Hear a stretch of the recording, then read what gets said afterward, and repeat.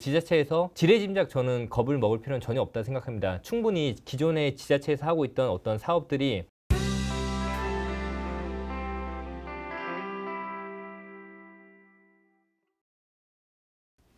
안녕하십니까. 저는 UN SDGs 협회 김정훈 사무대표라고 합니다. 오늘 굉장히 바쁘신 여러 구정과 여러 일정 중에서도 이렇게 온라인 ESG 온라인 강의 참여해 주셔서 감사드립니다. ESG는 어떤 딱 이거다 이렇게 정답은 없습니다. 하지만 누구나 다 참여를 해야 되고 또 누구나 다 알아야 되는 굉장히 중요한 개념이라 볼 수 있습니다. 그래서 오늘 보실 때 조금 좀 난해하거나 좀 어렵더라도 전체적인 개요를 알아가신다는 차원에서 함께 해주시면 감사드리겠습니다. 네, 그러면 강의를 바로 시작할 텐데요. 일단 저희 협회에 제가 이제 소속돼 있는 저희 UN SDGs 협회를 간단하게 소개해드리면요.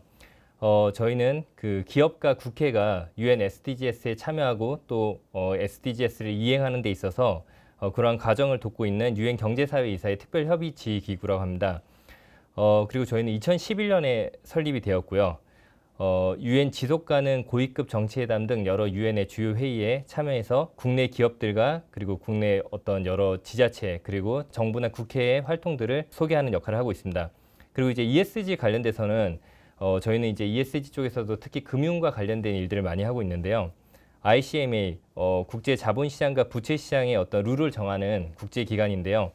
ICMA 국제 자본시장협회의 녹색 채권, 사회적 채권의 국제 옵서버로 활동을 하고 있고요. 그리고 전 세계에서 가장 큰 지속 가능 공시 기준을 만드는 기구 중에 하나인 SASB의 아시아 플라스틱 프로젝트의 워킹 그룹으로도 활동을 하고 있습니다.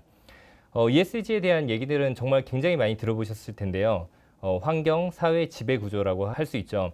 그리고 지방자치단체에서도 환경과 관련돼서는 정말 요즘에 너나 없이 플라스틱 저감이라든지 탄소 중립, 또 기후변화 대응에 이르기까지 굉장히 많은 활동을 하고 계신데요. 아직 사회적인 문제라든지 또 지배구조에 대한 측면에서는 조금 더 참여가 필요한 실정입니다. 그래서 오늘은 그런 부분들을 중심으로 해서 설명드리는 시간을 갖도록 하겠습니다. ESG는 아까 말씀드린 것처럼 정말 너무나 많은 이제 화제가 되고 있기 때문에 굳이 제가 아주 또 디테일하게 설명드리지 않더라도 기존에 이제 많은 어떤 언론을 통해서라든지 또는 어떤 정부 기관을 통해서라도 충분히 어떤 단체장님들께서 많이 들어보셨을 거라고 생각을 하고 있습니다. ESG가 이제 대두된 여러 가지 원인들이 있는데요. 이거는 이제 여러 전문가마다 이 ESG 원인들을 다르게 찾고 있지만 일단 저는 한 5가지 정도로 정리를 해봤습니다. 첫 번째로 우리가 그동안 겪지 못했던 굉장히 큰 환경 대재난들을 최근에 겪게 됐는데요. 잘 아시다시피 2019년 6월 달에 약 한 2개월간 지속됐던 아마존 대화재, 그리고 이제 그 아마존 화재가 끝나자마자 9월 달에 또 호주에서 일어났던 굉장히 큰 산불, 그리고 이제 비슷한 시기에 일어났던 어떤 캘리포니아 화재, 그리고 중국에서도 홍수가 일어나고 아프리카 지역에서는 또 심각한 폭우가 내리고 어떤 지구의 환경 오염 신호가 이전과 비교했을 때 굉장히 빨라졌다는 거, 이런 어떤 이슈들에 대해서 환경 말 그대로 ESG 중에서 이 분야에 속하는 이 환경에 대해서 굉장히 많은 사람들이 관심을 갖기 시작했습니다. 그리고 이제 잘 아시다시피 코로나 지금 사실 지금 누구보다 이 지방자치 단체장님들께서는 이 코로나19 대응으로 인해서 굉장히 바쁘시고 또 아주 중요한 시기를 맞고 있다고 생각하는데요. 이러한 코로나19 감염병이 경제적으로도 아주 막대한 전 세계적인 손실을 불러일으켰고, 그리고 어떤 인류의 삶의 패턴을 거의 바꿨다고 볼 수 있을 정도로 코로나19 이전과 이후가 나뉠 정도로 굉장히 큰 인류와 지구의 재난입니다. 그리고 세 번째로는 각국 정부에서 지금 한국 정부도 지금 이 그린 뉴딜을 선언하면서 탄소 중립에 굉장히 적극적으로 참여를 하고 있는데요. 각국 정부에서 그린 뉴딜을 선언하고 탄소 중립, 에너지 대전환, 어떤 이러한 큰 어떤 정책적인 이슈들의 변화가 생겨나면서 ESG가 주목받기 시작했습니다. 그리고 이제 코로나19로 인해서 사회적 양극화가 굉장히 심해지고 또 고용 시장이나 실무 경제가 악화되고 있다는 거.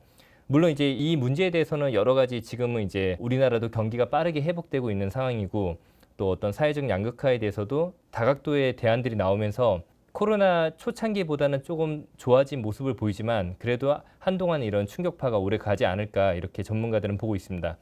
그리고 ESG 금융. 사실 이제 ESG를 설명할 때는 어떤 전문가들은 ESG의 한 90%는 이 금융과 직결돼 있다 이렇게 말을 하는 분도 계신데요. 실제로 정말 그 세계적으로 큰 투자 운용사들, 블랙락이라든지 뭐 뱅가드라든지 이런 큰 회사들에서 앞으로 우리는 석탄과 그런 화석 에너지 이런 부분들에 대해서 투자하지 않겠다 이렇게 선언을 하고 또 이런 곳들의 어떤 이런 산업들한테 그 자금을 대출해 주거나 어떤 자금이 들어가는 그런 투자 뱅크들, 투자 은행들에 대해서도 우리가 투자하지 않겠다 이렇게 말을 하면서 정말 금융의 전환이 일어난 계기가 바로 이 ESG 금융의 시작이라고 볼 수 있습니다. 그래서 저는 이제 한 5가지 정도가 어떤 글로벌 ESG 확산 배경이라 보고요. 또 이러한 ESG 확산 배경이 한국에 굉장히 아주 열풍이 불면서 지금 뭐 경제계, 산업계 그리고 정부뿐 아니라 어떤 이렇게 지방자치단체까지 정말 아주 중요한 어떤 각 사회의 주요 요소들이 모두 참여해야 되는 그런 개념으로 자리 잡았다고 생각합니다. 아까 제가 마지막에 말씀드렸던 ESG 금융과 관련돼서는 특히 이제 우리나라 정부에서도 굉장히 발빠르게 좀 많이 대응을 하고 있는데요.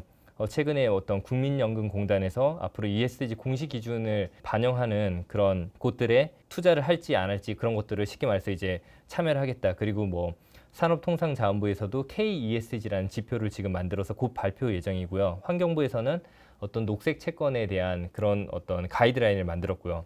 기획재정부 금융위원회도 관련돼서 여러 가지 그 정책들을 내놓거나 제안하는 그런 상황입니다. 그리고 물론 정부에서도 대통령께서도 ESG에 대해서 중요성을 지난 상공회 날 때 대한상의에 가서 직접 언급을 하실 만큼 굉장히 어떤 그 정부 차원에서도 큰 관심을 가지고 있는 이슈고요. ESG 금융은 크게 봤을 때는 이제 투자와 채권을 볼 수 있는데요.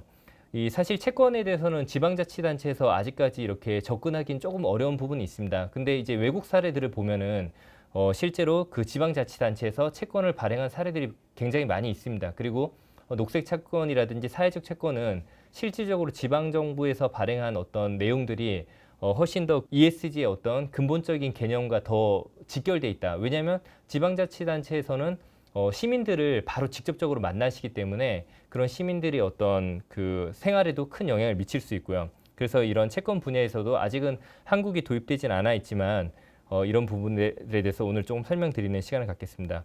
이제 우리가 흔히 선진국, 사실 이제 한국도 지금 선진국 반열에 올랐다고도 볼 수 있는데요.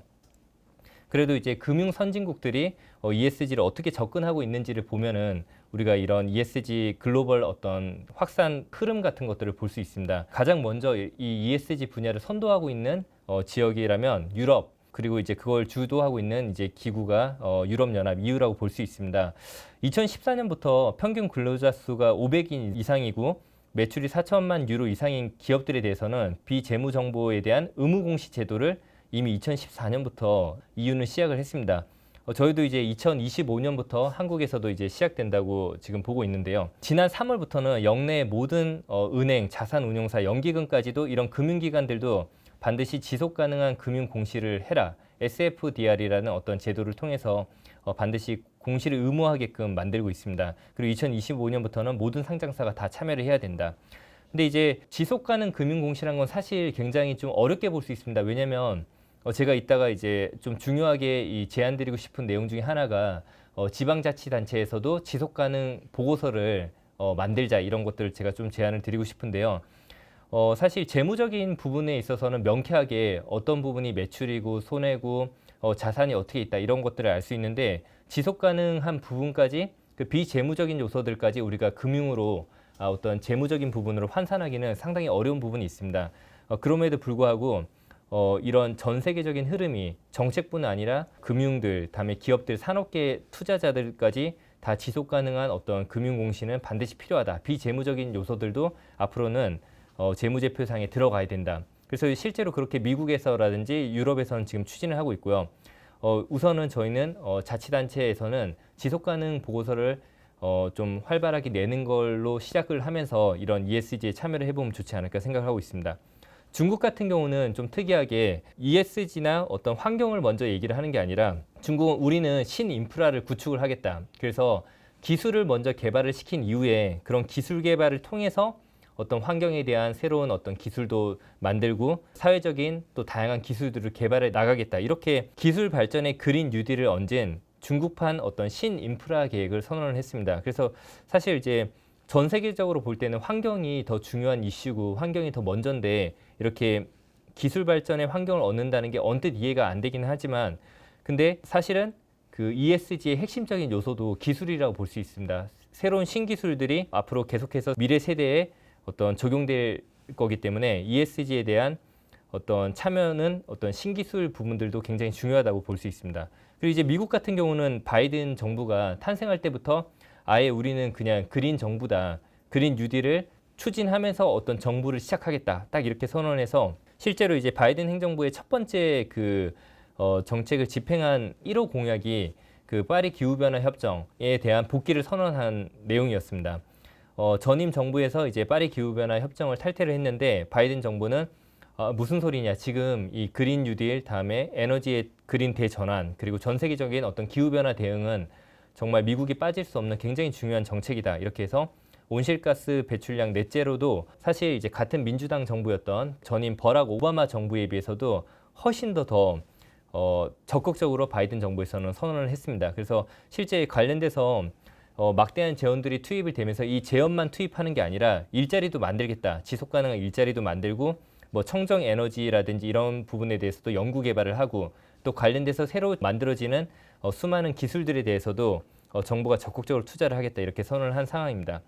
그런데 이제 한국 정부 이렇게 미국이 만약에 그린 뉴딜을 적극적으로 선언하겠다 하면서 한 가지 같이 붙인 요건이 뭐냐면 바로 이제 바이 아메리칸입니다. 미국 안에 설립한 공장과 미국에서 생산된 제품에 대해서 적극적으로 우리는 탄소 중립을 적용을 하고 적극적으로 이 제품들을 구매를 하겠다 이렇게 선언했습니다. 미국과 무역을 하고 있는 수많은 국가들 입장에서는 그린 뉴딜은 굉장히 환영할 만한 일이나 미국이 바이 아메리칸 정책도 같이 펼치면서 또 여기에 대해서 강하게 탄소세, 탄소 조정세라고도 하고요. 아직은 이제 미국이 그 용어를 정확하게 말하지 않았는데 이런 탄소 무역세도 적용하겠다는 것들이 사실 이제 한국과 같이 미국과 굉장히 많은 무역을 하는 국가 입장에서는 조금 부담으로 적용될 수도 있는 상황입니다. 그래서 이런 부분에 대해서도 저는 이제 지방자치정부에서 적극적으로 참여할 수 있는 여지가 있다 생각합니다.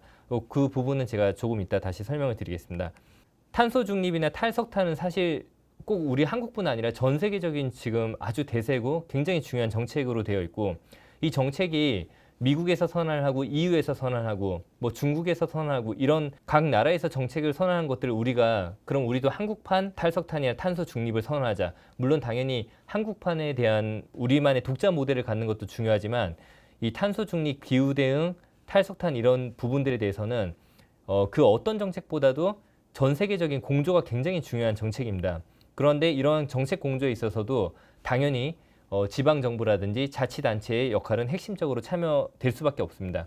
일단 올해는 우리 흔히 말해서 환경 전문가들이 얘기할 때는 올해는 기후 대응의 해다. 왜냐하면 지난 4월 22일 날 지구의 날을 기념해서 40개국 정상들이 이제 그 미국 바이든 행정부 주재로 열렸던 기후 정상회의에 참여를 했고요. 우리나라 이제 문재인 대통령께서도 참여를 하셨고요. 그리고 그 당시에 이제 말했던 게 우리는 2030년까지 온실가스 배출을 2005년 대비 절반 수준으로 낮추고 35년에는 탄소 무공해 전력을 달성하겠다. 이렇게 선언을 했는데 기존에 아까 말씀드린 것처럼 오바마 행정부 때보다 굉장히 앞서 나간 선언이라고 볼 수 있습니다.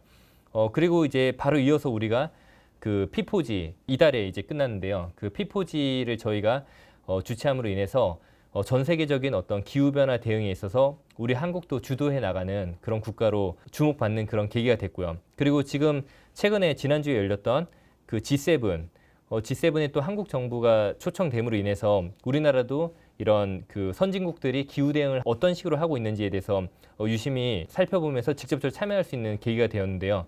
지금 잘 아시겠지만 이번 G7의 핵심적인 어떤 그 정상회담 발표문에서도 기후 대응은 아주 핵심적인 의제로 포함이 되어 있습니다. 그리고 이제 10월 달에 바로 이탈리아에서는 G20 정상회의가 열리고 이때 이제 화석연료 보조금에 대한 철폐가 주요 의제로 등장할 것이라는 전망이 있습니다. 11월 달에는 COP26 매년마다 유엔에서 열고 있는 UN FCCC라는 기구에서 열고 있는 기후변화 협약 당사국 총회가 올해 11월 달에 영국 글래스고에서 열립니다. 근데 이 글래스고에서 열리는 이번 11월 달 회의는 굉장히 중요한 게 저희가 이제 그 2015년에 파리 기후변화 협약을 전 세계 이제 신기후 체제로 우리가 다 같이 전 세계 195개국이 참여해서 협정문에 서명을 하고 그 다음에 그 파리 기후변화 협약이 실제 적용된 첫 번째 해가 바로 올해 2021년입니다. 그래서 2021년 1월부터 이 파리 기후변화 협약, 바로 신기후 체제가 적용이 됐는데요. 이 신기후 체제 적용이 되면서 각국에서 이제 우리가 탄소 중립을 어떻게 하겠다, 다음에 국가의 어떤 탄소 감축 목표는 어떻다 이런 정부 계획들을 제출을 했는데 그런 계획들을 점검하는 회의가 될 것 같고요. 그리고 이제 신기후 체제에 맞게끔 새롭게 산업계는 어떻게 할 건지, 또 지방 정부 자치단체들은 어떤 참여를 할 건지 이런 내용들이 구체적으로 논의되는 회가 될 것 같습니다. 그리고 또 최근에 저희 한국 정부도 2050 탄소 중립위원회를 출범시켜서 정부에서는 민간 협동으로 이 탄소 중립을 이끌어 나가겠다. 그리고 이 탄소 중립위원회에도 어떤 지방 정부가 굉장히 중요한 핵심 멤버로 참여하는 걸로 알고 있습니다. 저는 이제 가장 지방 정부에서 첫 번째로 가장 중요하게 해야 될 일은 바로 교육이라 생각합니다. 조금 이제 우스갯소리를 하나 말씀드리면 한국이 지금 플라스틱 쓰레기 배출도 1위지만 그런 사용량도 1위인 국가인데요. 왜 우리 한국이 이렇게 정말 철두철미하게 굉장히 그 재활용도 잘하고 있고 사실 뭐 미국이라든지 다른 국가들 가보시면 뭐 다 그 단체장님들께서도 많이 어떤 실제로 많이 보셨겠지만 정말 재활용을 한국만큼 이렇게 철저하게 하고 있는 국가도 드문 그런 상황입니다. 그런데도 불구하고 한국만큼 이렇게 플라스틱을 많이 쓴다는 게 잘 이해가 안 되는데요. 제 생각에는 그리고 또 이제 몇몇 어떤 분들의 지적에는 너무 재활용을 열심히 해서 그렇다 이런 지적도 있습니다. 왜냐하면 우리는 어릴 때부터 그 초등학생 때부터 교육을 할 때 자, 플라스틱은 무조건 재활용 되는 거야. 그러니까 재활용 쓰레기통에 버려야 돼. 이런 교육을 받습니다. 그러다 보니까 플라스틱 어떤 그 물병을 집는 거에 대해서 플라스틱 어떤 용기를 사용하거나 빨대를 사용하는 것에 대해서 전혀 사실 거리낌이 없습니다. 왜냐하면 어차피 이 플라스틱은 재활용 될 거니까 쓰는 거 문제 없다. 근데 워낙 어릴 때부터 받아온 교육이기 때문에 그리고 또 지금 이 플라스틱 저감의 시대를 맞아서 플라스틱 재활용들이 다시 한번 주목을 받으면서 당연히 이 플라스틱 재활용은 당연한 거니까 이거 쓰는 거에 대해서 아직까지 조금 미안한 감은 있지만 그렇다 해서 안 쓸 필요까지는 없다 이런 생각을 많이 가지고 있거든요. 그런데 플라스틱은 분명한 사실은 뭐냐면 한번 재활용될 때 반드시 훨씬 더 나쁜 플라스틱으로 재활용이 됩니다. 그러니까 우리가 흔히 말해서 먹던 플라스틱 물컵을 재활용할 때는 그 다음엔 다시 사람이 마실 수 없는 다른 용품의 플라스틱으로 된다는 거고요. 그리고 전체 플라스틱이 1년에 나오는 플라스틱 중에서 단 8% 정도만 재활용이 되는데 그 8% 재활용되는 것들도 아까 말씀드린 것처럼 굉장히 질이 훨씬 더 좋지 않고 산업용 플라스틱 더 심각한 온실가스를 배출할 수 있는 그런 플라스틱들로 재활용이 된다는 사실입니다. 그래서 가장 중요한 거는 저는 첫 번째로 지방자치단체에서 해야 될 첫 번째 어떤 역할은 시민들한테 좀 어떤 구체적인 기후 변화라든지 이런 환경에 대한 이슈들 그리고 어떤 ESG라고 봤을 때 실제로 멀리 좀 와닿지는 않지만 우리가 북극 녹는 것과 우리랑 무슨 상관이 있어? 남극이 녹는데 뭐 나랑 당장 무슨 상관이 있어? 이렇게 대부분의 시민들은 생각을 하기 때문에 약간은 우리가 쉽게 접근할 수 있는 그런 환경 이슈들과 환경 문제들을 좀 시민들이 피부에 와닿게 이렇게 설명할 수 있는 그런 역할이 저는 지방 정부에서 해야 되는 아주 중요한 역할 중에 하나라고 생각합니다. 그리고 플라스틱 재활용이 나쁘다, 좋다 이런 게 아니라 플라스틱 재활용 실제로 우리가 지구에서 생산하는 플라스틱이 이만큼인데 지금 재활용이 요만큼 되고 있고 이 재활용되는 부분들에 대해서도 다시 이렇게 또 안 좋게 재활용이 된다. 그렇기 때문에 우리는 가급적 플라스틱 사용량을 줄여야 되고 만약에 사용해야 된다면 몇 가지 원칙을 정해서 우리가 사용을 하자. 이러한 어떤 간단한 시민 교육들을 지방 정부에서 적극적으로 좀 실행해 주시면 어떨까 이런 생각을 하고 있습니다. 그래서 실제로 북극에서 어떤 그 얼음이 녹았을 때 우리가 어떤 피해를 입어 이렇게 했을 때 우리가 딱 그 똑부러지게 설명할 사람이 사실 별로 없습니다. 근데 아주 간단하게 설명하면 지구상 전체 인구의 우리 76억 명의 지구 인구의 약 한 40%가 해안가에 머물고 있습니다. 잘 생각해 보시면 굉장히 큰 도시들, 뭐 인천이라든지 부산이라든지 뉴욕이라든지 뭐 이런 그 상해라든지 전 세계 각국에 있는 주요 아주 큰 거대한 그런 메가시티들이 위치한 곳이 대부분 다 해안가입니다. 그래서 북극이 녹았을 때는 해안선이 얼만큼 후퇴가 되고 또 그만큼 후퇴됨으로 인해서 기후 어떤 난민이 생길 수도 있고 일자리를 잃을 수도 있고 도심이 전체적으로 축소가 될 수도 있고 또 수많은 사람들이 도시 간에 이동을 할 수도 있고 굉장히 많은 영향을 받게 됩니다. 그래서 그런 부분에 대해서도 어떤 지방 정부에서 조금 어렵지 않게 쉽게 우리가 이해할 수 있는 시민들이 실제로 겪을 수 있는 그런 위기에 대해서도 조금씩 교육하는 그런 부분들이 필요하다고 저는 생각됩니다. 그리고 이제 전기세에 대한 얘기들도 요즘에 사실 많이 나오는데요. 지금 그린 에너지로 대전환을 이루면서 우리가 사실 그 전기세는 불가피하게 오를 수밖에 없는 그런 상황입니다. 근데 그런 것들도 사실 일반 시민들한테도 굉장히 중요한 이슈고 실제로 조금 그 에너지 빈곤 상태에 계신 분들에 대해서는 굉장히 심각한 문제입니다. 그래서 그런 부분들에 대해서도 조금 교육이 필요하다고 생각합니다. 이게 상징적인 그림인데요. 한쪽은 이제 아마존의 어떤 밀림에 있는 모습이고 한쪽은 그 밀림 옆에서 아주 열심히 그 개발을 하고 있는 벌목을 한 이후에 개발을 하고 있는 상황입니다. 우리가 숲이 형성되는데 한 3,000년 정도 걸렸다고 합니다. 물론 이제 여러 숲마다 다른데 약 한 3,000년 동안 지구에서 비도 내리고 햇볕도 쏘면서 이렇게 형성된 자연적으로 형성된 숲을 인류가 단 한 25년 만에 지금 숲의 상당 부분을 많이 파괴를 했습니다. 그래서 우리가 지금 아마존이라든지 이런 데는 굉장히 멀리 있어서 와닿진 않지만 사실 성동구만 보더라도 서울숲이라는 아주 귀중한 우리 시민들이 쉬실 수 있는 그런 숲이 있고요. 그리고 각 지자체에서도 크고 작은 공원들이 전부 다 있습니다. 그래서 그런 공원들을 잘 가꾸고 이런 어떤 숲에 대한 어떤 인식들도 심어주는 게 중요하다고 생각합니다. 그래서 아까 말씀드린 교육 프로그램들이 일단 우선적으로 저는 필요하다고 보고요. 이것도 좀 어떤 부분에서 제가 발췌한 건데 국내 재난지원금이 최근에 이제 코로나로 인해서 굉장히 많이 지급이 됐는데 재난지원금 소비에서 상당 부분 상위권에 속하는 게 이제 시민들께서 소고기라든지 여러 가지 어떤 그런 식품 구입에 많이 썼다는 그런 조사가 있습니다. 근데 잘 아시겠지만 소 한 마리가 내뿜는 그런 메탄가스는 상당한 양에 속하고요. 그래서 이제 물론 당연히 우리가 어떤 재난지원금에서 그 지급이 됐을 때 어떤 부분에 쓰는 거에 대해서는 당연히 국민들의 권리지만 그래도 우리가 환경적인 부분들도 같이 좀 정보를 제공하면서 이런 교육들을 같이 하면 좋지 않을까 생각이 듭니다. 시민들의 ESG 인식이 높아졌을 때는 그 주요 주체인 기업들도 적극적으로 대응할 수 있다. 이런 어떤 대한상공회에서 조사한 이런 내용인데요.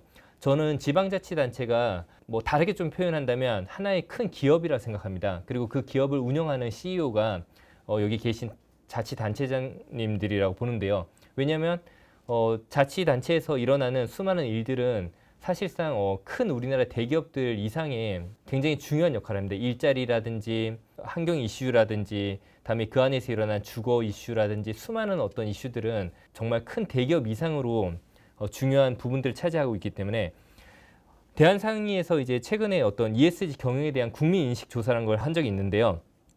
제품을 구매할 시에 만약에 기업이 ESG 활동을 하고 있다면 그 제품을 구매를 하겠습니까? 했더니 한 63%가 구매를 하겠다. 그리고 ESG 활동의 부정적인 기업 제품에 대해서 의도적으로 구매하지 않은 적이 있다. 이렇게 말했습니다. 최근에 일어난 여러 가지 그 불매 운동 이런 것들도 당연히 ESG 어떤 인식의 일환이라 보시면 될 것 같고요. 또 만약에 환경이나 사회적인 역할이라든지 이런 지배구조, 투명한 지배구조를 가진 기업들이 우수한 제품을 냈을 때는 돈을 더 내고서라도 살 의향이 있다는 것도 무려 88.3%에 이르렀습니다. 그래서 어떤 지방자치단체의 어떤 투명한 어떤 운영, 뭐 예를 들어서 지자체에서 거버넌스라고 본다면 제가 볼 때는 매니페스토가 해당되지 않을까 생각합니다. 자치단체에서 선거를 할 때 그 단체장님들께서 여러 가지 공약을 많이 말씀을 하시는데요.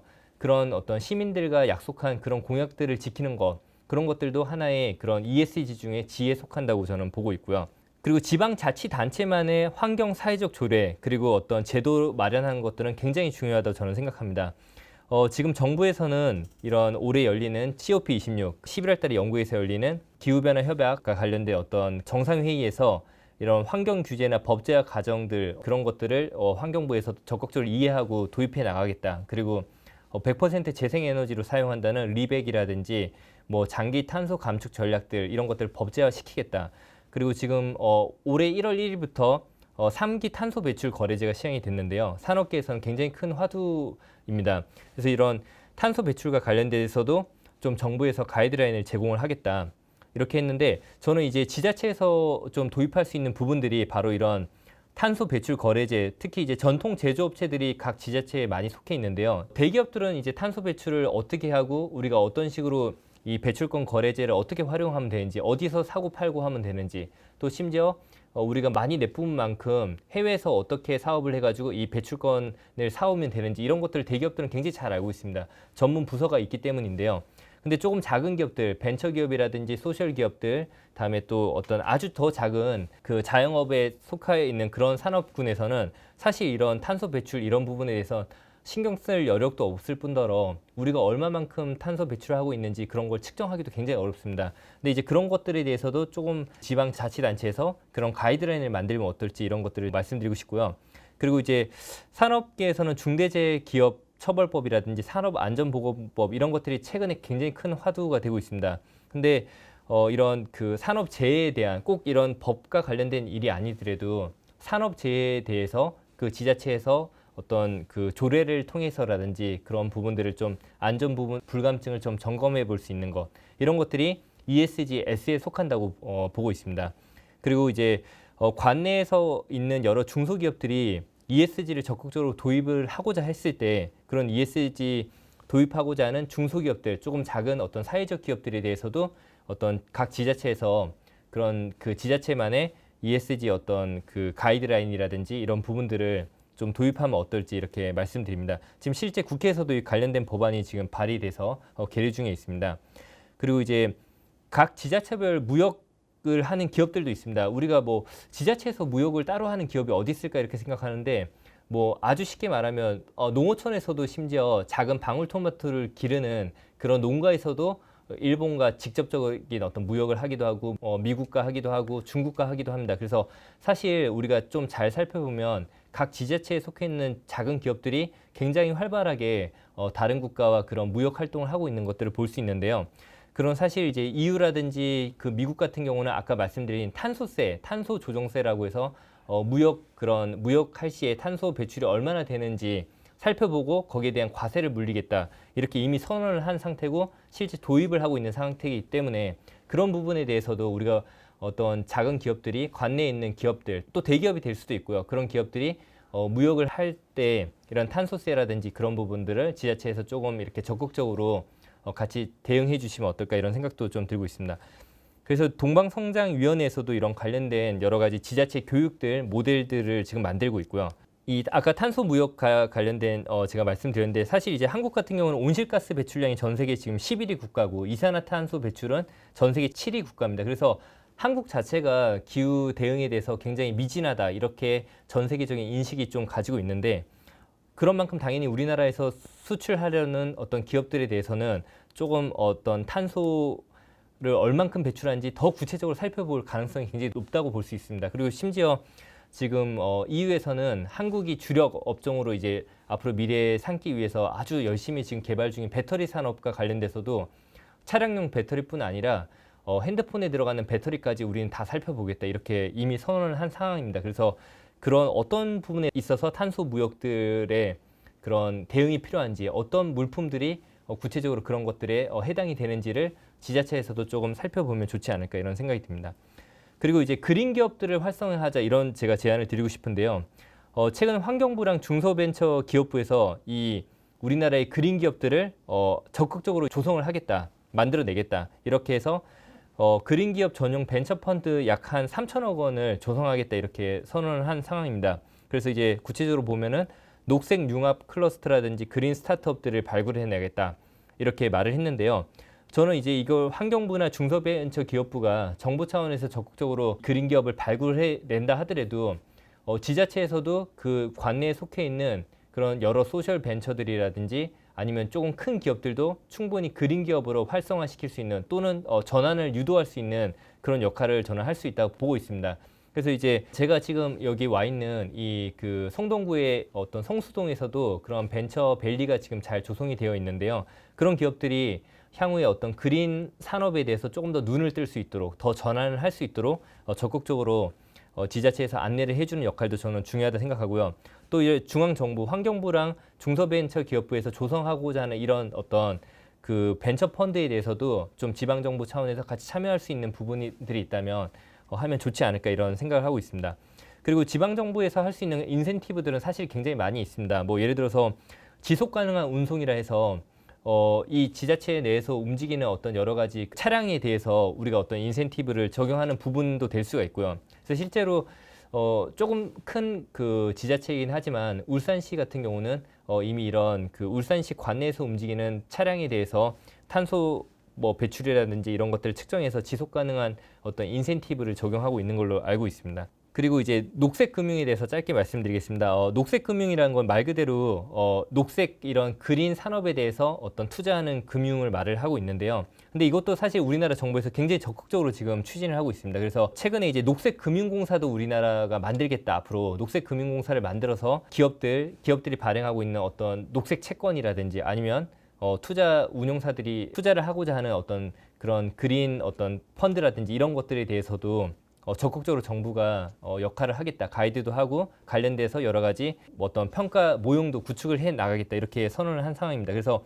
저는 첫 번째로 우리 지방정부가 해야 될 일은 이 녹색금융이라든지 이런 것들도 충분히 지방정부가 유치를 할 수 있다고 봅니다. 세계적인 어떤 자산 운용사들, 블랙락이라든지 뱅가드에서 하는 말들은 우리가 기업에만 투자하겠다 이런 게 아니라 아주 그 우수한 그런 어떤 녹색 그런 산업을 일으키고 또 주도하는 그런 정부에도 직접적인 투자를 하겠다 이런 말들도 사실은 했거든요. 그래서 지방정부에서 지속가능 보고서라는 것들을 좀 구체적으로 만들어서 이런 지속가능 보고서에 우리가 세계적인 어떤 공시기준들, 비재무적인 공시기준들, 녹색 기준들을 어떻게 적용하면서 이런 지방자치 정부 행정을 하고 있다. 이런 것들을 잘 설명하면은 충분히 저는 해외의 어떤 녹색 금융을 투자를 받을 수 있다. 저는 이렇게 생각을 하고 있습니다. 그리고 지금 온실가스 아까 배출권 거래제가 3기가 시행됐다고 말씀드렸는데요. 이 3기에서 발생되는 수익이 굉장히 정부 차원에서 보았을 때 수익이 굉장히 큰 편입니다.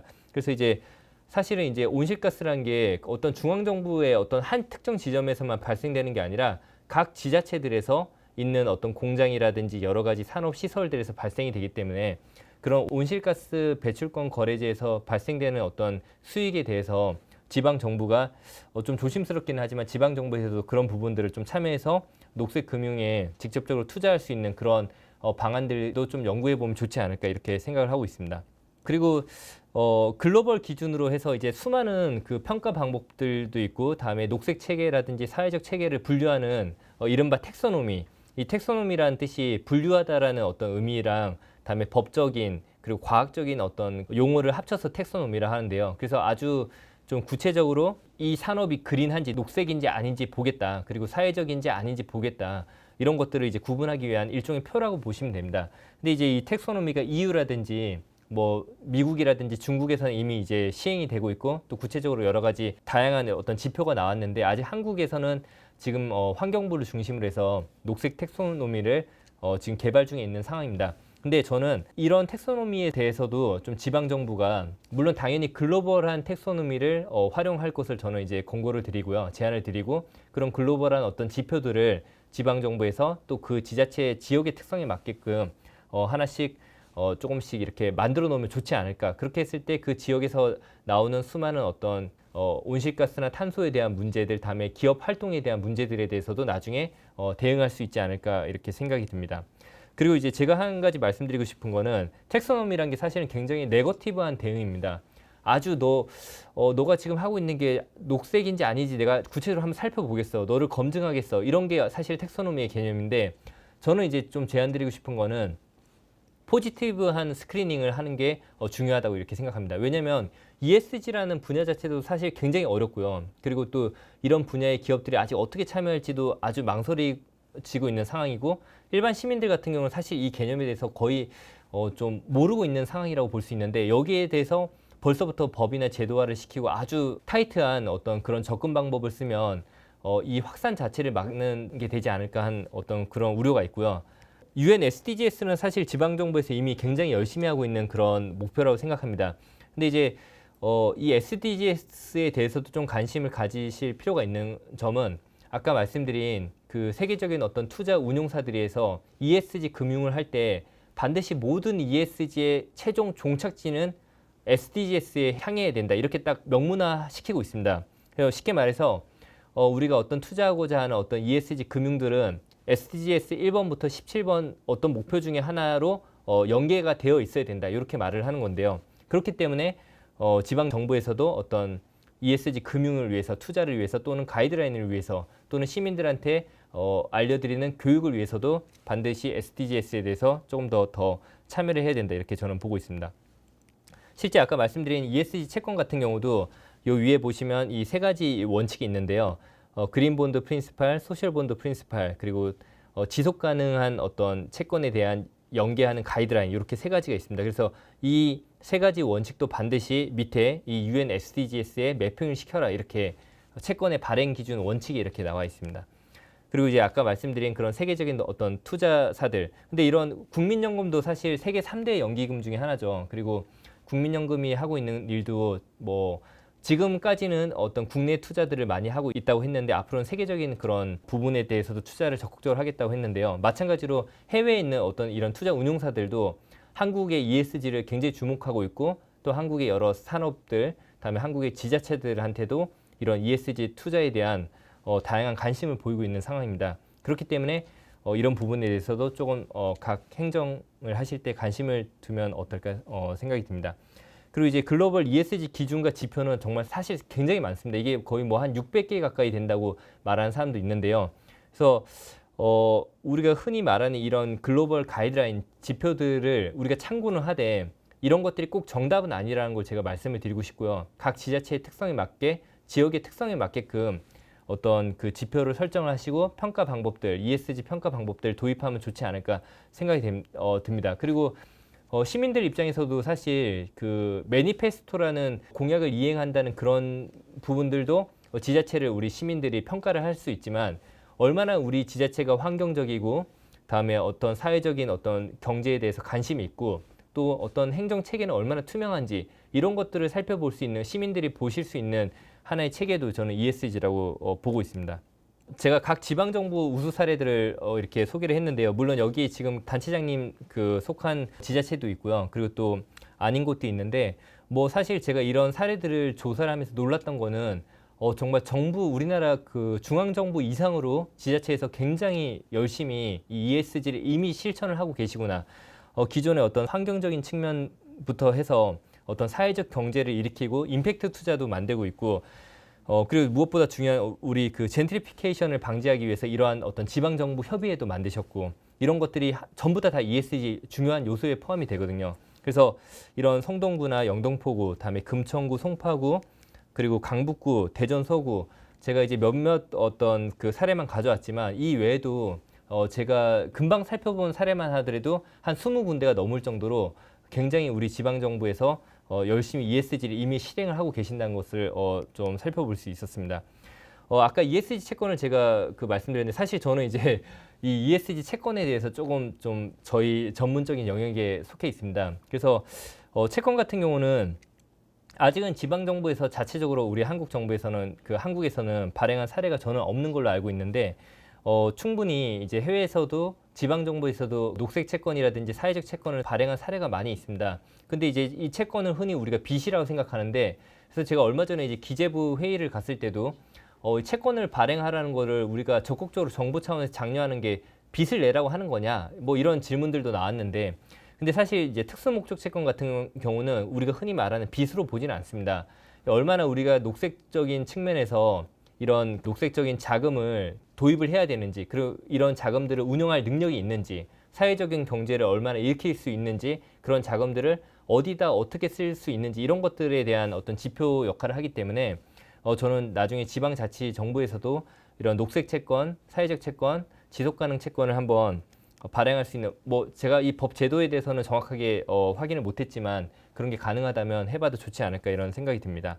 네, 제가 이제 준비한 내용들은 여기까지인데요. 기존에 이제 강연에서도 충분히 저는 말씀들을 ESG에 대한 기본적인 개요는 많이 들으셨을 거라 생각합니다.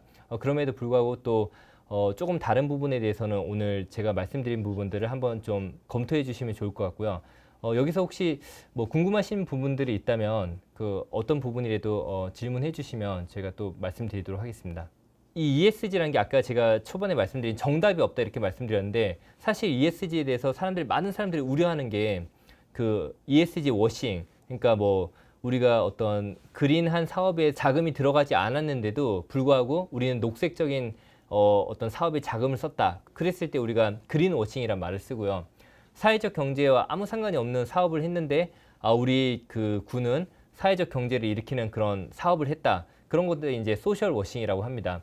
근데 저는 그린 워싱이나 소셜 워싱은 물론 그걸로 인해서 파생될 수 있는 문제는 굉장히 심각하지만 그렇다 하더라도 처음부터 아예 그 지자체에서 여기에 대한 어떤 그 우려를 가지고 이런 사업을 일으켰을 때 그 자칫 잘못해서 우리 어떤 주민들이 이거 그 녹색 사업 아닌데 녹색이라고 썼다고 지적하지 않을까, 또는 어떤 아까 말씀드린 다른 투자자들 관점에서 봤을 때 우리 구가 했던 여러 가지 사업들이 잘못된 방향으로 가고 있는 거 아닌가, 이렇게 지레짐작 저는 겁을 먹을 필요는 전혀 없다 생각합니다. 충분히 기존의 지자체에서 하고 있던 어떤 사업들이 제가 볼 땐 충분히 녹색 사업들, 다음에 사회적인 어떤 사업들, 그리고 지속 가능한 사업들에 굉장히 아주 우수하게 지금 진행되고 있기 때문에 그런 부분들을 조금 어떤 글로벌한 어떤 ESG의 개념들을 약간 더 접목시켜서 하나의 가이드라인과 지표를 만들어서 각 지자체에서 운영을 하신다면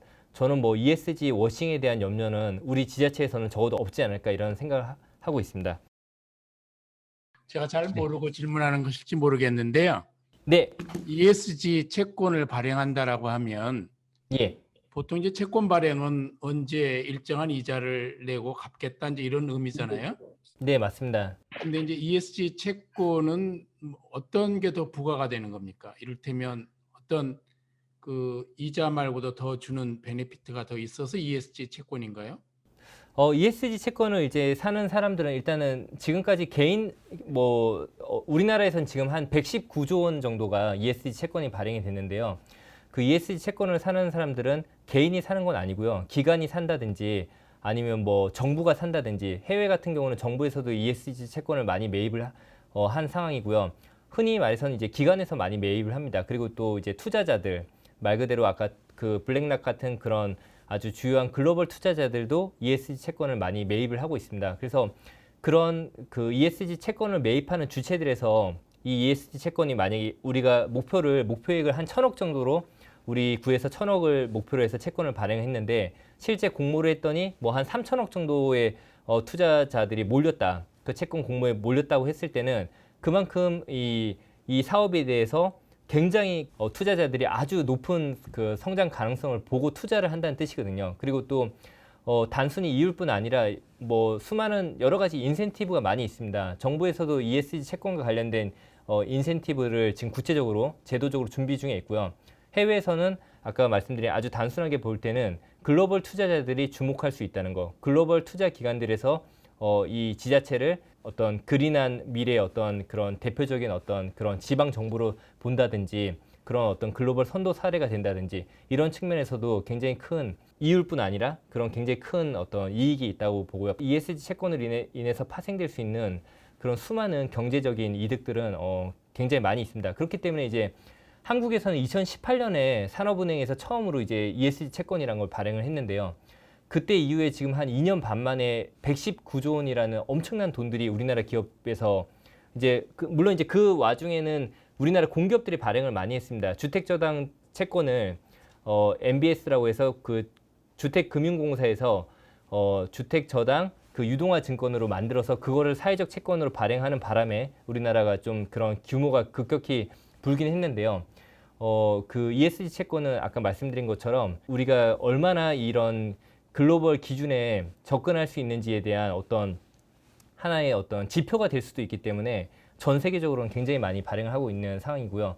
세계적으로는 지자체에서도 굉장히 많이 발행한 사례를 볼 수가 있습니다. 그러면 그 발행이 늘면 그만큼 ESG 책임을 하고 있다고 보는 건가요?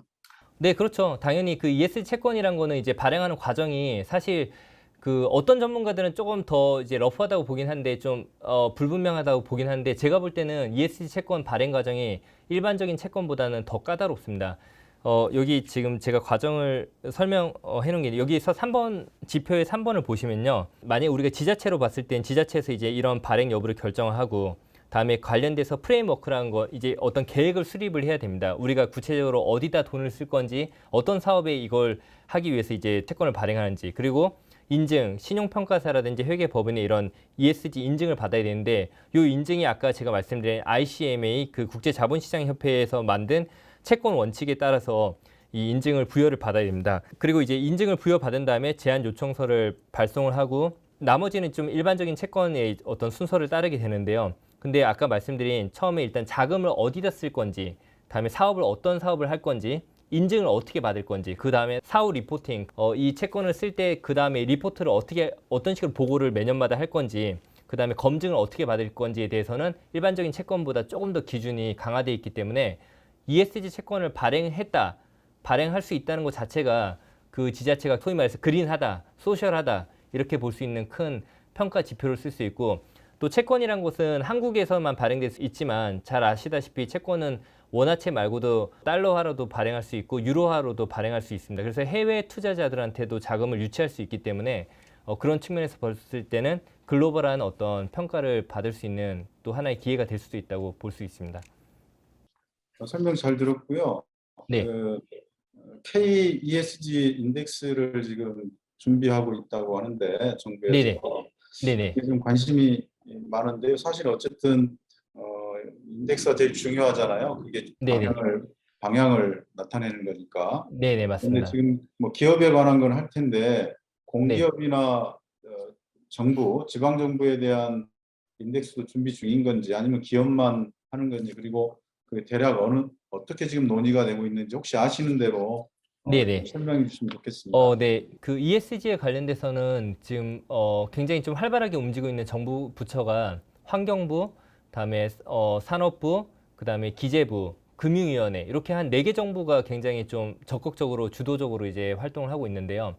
환경부에서는 아까 말씀드린 것처럼 녹색 채권이란 거를 좀 아주 좀 일찌감치 작년 12월 달에 이미 녹색 채권에 대한 가이드라인을 만들어서 우리나라 기업들이 채권을 발행할 때 녹색 어떤 이런 분야에 대해서 좀 지켜달라 이런 어떤 지표를 만들었고요. 그 다음에 또 산업부에서 방금 이제 구청장님께서 말씀하신 산업부에서 KESG 지표를 만들어서 실제로 이번 달 말에 발표할 예정입니다. 근데 이제 그 지표 안에는 지자체에서 이제 평가할 수 있는 그런 내용들이 담겨 있기보다는 산업계 그 기업들이 어떻게 이 ESG에 접근할지에 대한 내용들을 좀 위주로 담겨 있는 편이고요. 그리고 사실 이제 그 KESG를 할 때 처음에 산업부에서 중점적으로 뒀던 부분이 검증에 대한 부분인데요. 인증하고 검증에 대한 부분인데 소위 말해서 우리가 이 지표대로 기업들이 활동할 때 있어서 실제로 어떻게 활동하는지 우리가 검증을 하겠다 정부 차원에서 이렇게 했는데 사실 그 부분은 완전히 철회가 됐습니다. 그래서 이제 그 부분은 이제 기업들이 산업계에서 정부가 기업의 활동을 너무 지나치게 간섭을 하는 거 아니냐 의견들이 많으면서 산업부에서 완전 철회를 했고요. 지금은 말 그대로 가이드라인 지표만 산업부에서는 만들어서 이번 달 말에 발표할 예정이고요. 기재부에서는 사회적 경제에 대해서 좀 중점적으로 들여다보고 있습니다. 그래서 기재부에서는 사회적 경제 활성화 방안들이라든지 또 그 관련된 금융, 뭐 채권이라든지 이런 것들이 어떻게 이루어지는지에 대해서 좀 논의하는 단계에 있고요. 금융위원회에서도 마찬가지로 이제 금융이기 때문에 그런 펀드나 채권에 대한 가이드라인을 만들고 있습니다. 그래서 제가 볼 때는 아직까지 그 지자체에서 적극적으로 좀 참여할 만한 어떤 지표들이 국내에서는 만들어지진 않았지만 그런 부분들도 이런 지방정부 협의회가 주도해서 좀 한번 직접 어떤 그런 지표들을 설정해 보면 어떨지 하는 것도 좀 제안드리고 싶고요. 그리고 사실 지자체에서 활동하는 것들을 다른 지자체가 아닌 정부라든지 뭐 산업계라든지 이런 곳들에서 이제 평가하는 거는 맞지 않거든요. 지자체에서 활동하는 것들은 당연히 이런 지방정부 협의회에서 직접적으로 들여다보시는 게 저는 맞다고 보고요. 아까 말씀드린 것처럼 지속가능 경영 보고서를 그 지금은 산업계 위주의 기업들 위주로 내고 있는데 지자체에서도 그런 부분들을 좀 이제 발간하시면서 적극적으로 좀 지표도 설정하시면 어떨까 생각하고 있습니다. 네. 고맙습니다. 네. 네. 네, 기타 추가 질문 혹시 있으실까요? 네, 그럼 없는 걸로 저희가 알고 이상으로 강의는 마치도록 하겠습니다. 지금까지 열정적인 강의 함께해 주신 김정훈 대표님 감사합니다. 오늘 좋은 시간이었습니다.